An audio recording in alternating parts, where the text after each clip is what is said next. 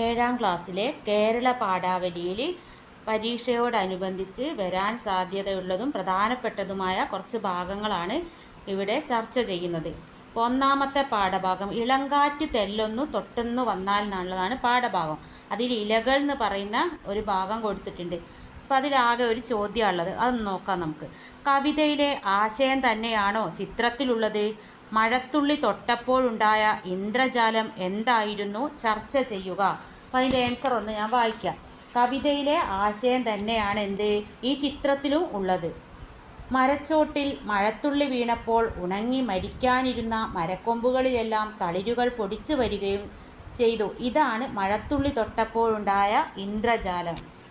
അപ്പോൾ അതിനോടനുബന്ധിച്ച് മറ്റേതെങ്കിലും ഒരു ചോദ്യം ചിലപ്പം ചോദിച്ചേക്കാം. ചിത്രമൊക്കെ തന്നിട്ട് ഇതുപോലെ തന്നെ നിങ്ങളോട് ഒരു ചോദ്യം തന്നിട്ട് ചിലപ്പോൾ ചോദിക്കാം കേട്ടോ. ഇനി അടുത്തതായി ഭൂമിക്ക് വേണ്ടി ഒരു ലാവണ്യ ദൃശ്യോത്സവം എന്ന് പറയുന്ന പാഠഭാഗമാണ്.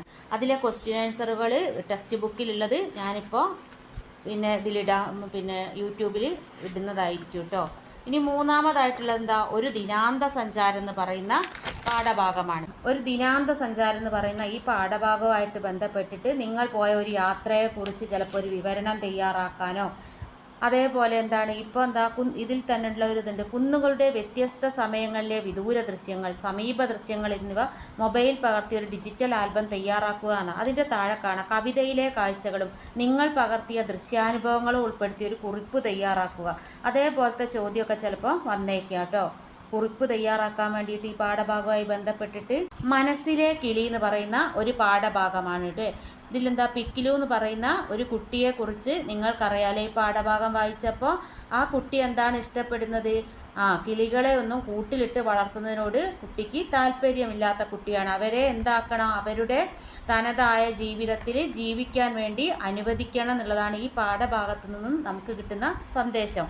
അപ്പോൾ പിക്കിലുവിനെ കുറിച്ചിട്ട് ചിലപ്പോൾ എന്ത് വരും? ഒരു കഥാപാത്ര നിരൂപണം തയ്യാറാക്കാൻ വേണ്ടി ചിലപ്പോൾ വരാൻ സാധ്യത ഉണ്ട് കേട്ടോ. പിന്നെ ഇതിൽ കുറച്ച് ക്വസ്റ്റ്യൻ ആൻസറുകൾ ഉണ്ട്. ഞാനിപ്പോൾ യൂട്യൂബിൽ ഇടാൻ വേണ്ടി നോക്കാം. ഈ പ്രപഞ്ചം മുഴുവൻ പൂമ്പാറ്റകൾ എന്ന് പറയുന്ന പാഠഭാഗമാണ്. കാടിനെ ചെന്ന് തൊടുമ്പോൾ എൻ.എ. നസീർ അദ്ദേഹത്തിൻ്റെ യാത്രാ വിവരണമാണ് ഈ പാഠഭാഗത്തിലുള്ളത്. അപ്പോൾ ഇതുമായി ബന്ധപ്പെട്ടിട്ട് എന്ത് വരാം? ചിലപ്പോൾ ഒരു യാത്രാ വിവരണം തയ്യാറാക്കാൻ വേണ്ടി വന്നേക്കാം. അപ്പോൾ നിങ്ങൾ പോയിട്ടുള്ള ഒരു മനോഹരമായ യാത്രയെക്കുറിച്ചാണ് അധികവും ചോദിക്കുക. അപ്പോൾ നിങ്ങൾ അത് എഴുതണം.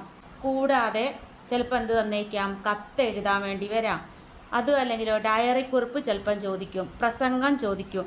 അപ്പോൾ അതൊക്കെ ഉദാഹരണങ്ങൾ ഞാനിപ്പം ക്ലാസ്സിൽ ഇടാം കേട്ടോ.